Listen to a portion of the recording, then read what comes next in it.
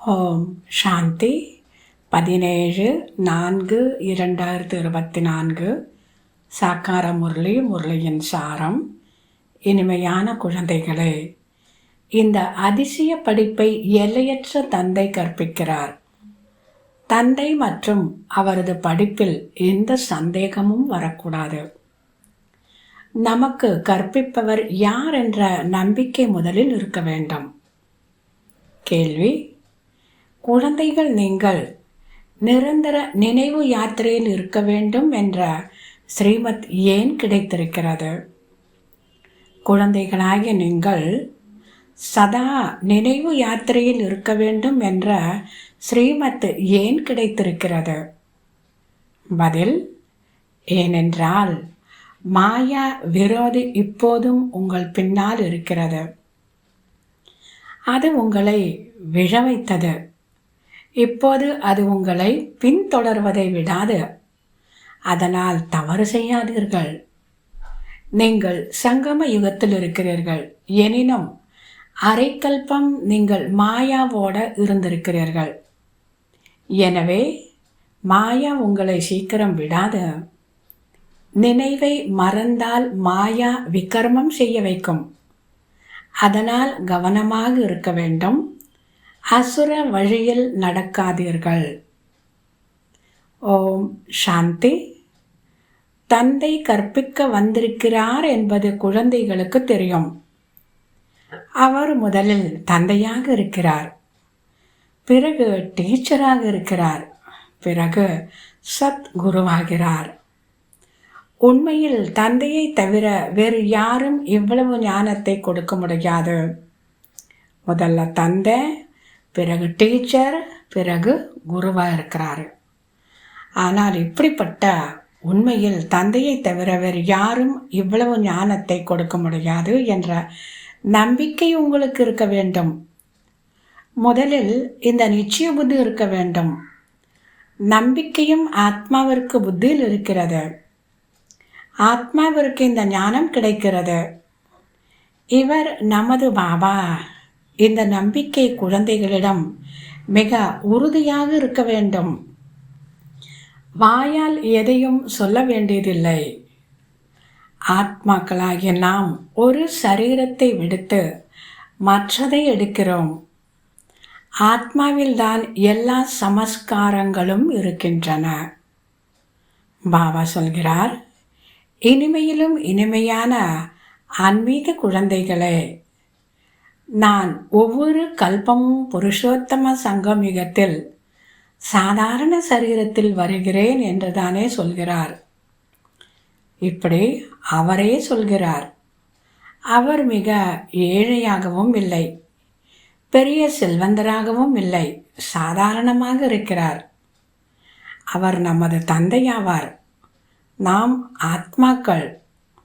ஆத்மாக்கள் நமக்கு தந்தையாக இருக்கின்றார் என்ற நம்பிக்கை குழந்தைகளாகி உங்களுக்கு ஏற்பட வேண்டும். முழு உலகில் மனித ஆத்மாக்கள் யாராக இருந்தாலும் அவர்கள் அனைவருக்கும் தந்தையாக இருக்கிறார். எனவே அவரை எல்லையற்ற தந்தை என்று சொல்கிறார்கள். சிவ ஜெயந்தி கொண்டாடுகிறார்கள். அவரையும் யாருக்கும் தெரியாது. இவருக்குள் பிரவேசம் செய்து பாபா நமக்கு சொல்லிக் கொண்டிருக்கிறார் என்பது குழந்தைகளாகிய உங்களுக்கு தான் இப்போது தெரியும். குழந்தைகளே, தவறு செய்யாதீர்கள் என்று தந்தை சொல்கிறார். ஞானத்தை எண்ணெய் என்றும் சொல்கிறார்கள்.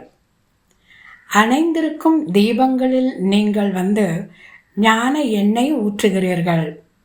குழந்தைகளே, மாயாவின் புயல் வரும், தீபத்தை அணைக்கும் என்று சொல்கிறார். தீபத்தில் சில விட்டில் பூச்சிகள் எரிந்து சாகின்றன, சில சுற்றிவிட்டு சென்று விடுகின்றன. அதே விஷயம் இப்போது பிராக்டிக்கலாக நடந்து கொண்டிருக்கிறது. விட்டில் பூச்சிகள் எல்லாம் நம்பர்வாராக இருக்கின்றன. முதலில் ஒரேடியாக வீடு வாசலை விட்டுவிட்டு இங்கு வந்து விட்டில் பூச்சிகளாக மாறினார்கள். அப்படியே ஒரேடியாக லாட்டரி கிடைத்திருந்தது. என்ன நடந்திருந்ததோ அதை அப்படியே மீண்டும் நீங்கள் செய்வீர்கள். அவர்கள் சென்றிருக்கலாம், எனினும் அவர்கள் சொர்க்கத்திற்கு வரமாட்டார்கள் என்று நினைக்காதீர்கள். விட்டில் பூச்சிகளாக ஆனார்கள், காதலியானார்கள். பின்னர் மாயா தோற்க வைத்தது. அதனால் குறைந்த பதவி பெறுவார்கள், நம்பர்வாராகவே இருக்கிறார்கள். பாபா சொல்கிறார், பக்தி மார்க்கத்தில்தான் நன்றி சொல்வார்கள். மாணவர்கள் நன்றாக படித்தால் எங்கள் பெயர் பிரசித்தமாகும் என்று டீச்சர் சொல்வார். மாணவர்களுக்கு நன்றி சொல்லப்படுகிறது. யார் நன்றாக படித்து பிறருக்கும் கற்பிப்பாரோ அவருக்கு நன்றி சொல்லப்படுகிறது. மாணவர்கள் பிறகு டீச்சருக்கு நன்றி சொல்வார்கள். இனிமையான குழந்தைகளே, வாழ்ந்து கொண்டே இருங்கள் என்று தந்தை சொல்கிறார். இப்படியெல்லாம் சேவை செய்து கொண்டே இருங்கள்.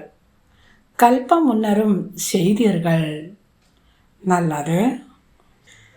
தாரணைக்கான முக்கிய சாரம்.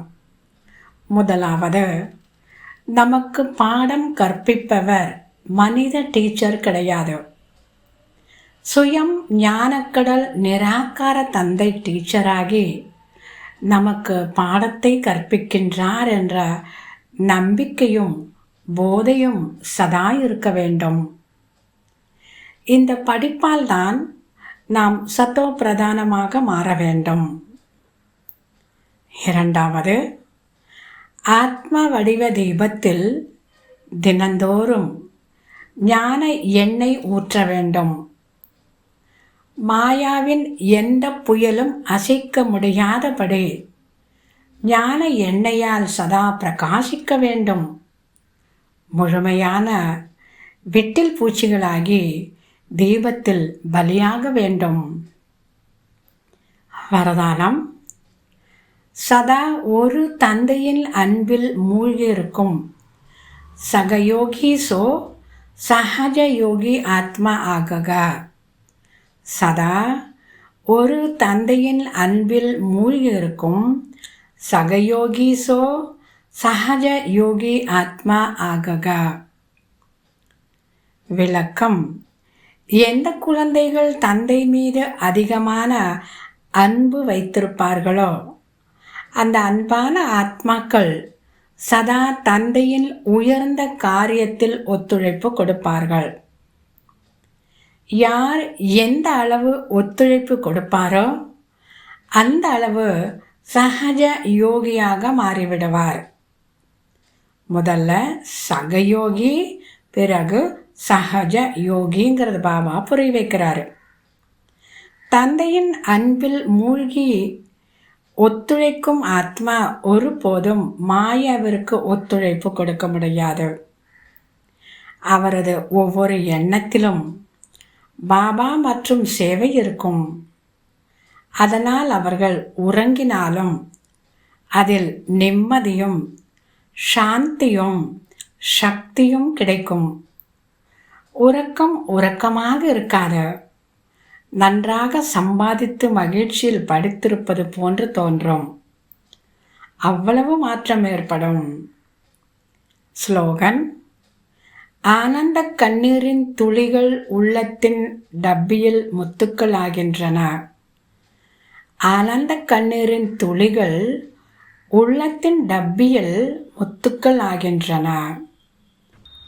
நல்லது. இனிமையிலும் இனிமையான 5000 வருடங்களாக காணாமற் போய் மீண்டும் கண்டெடுக்கப்பட்ட செல்ல குழந்தைகளுக்கு தாய் தந்தை பாப் தாதாவின் அன்பு நினைவுகள் மற்றும் காலை வணக்கம். ஆன்மீக குழந்தைகளுக்கு ஆன்மீக தந்தையின் நமஸ்காரம். ஆன்மீக தந்தைக்கு ஆன்மீக குழந்தைகளின் நமஸ்காரம். ஓம் சாந்தி.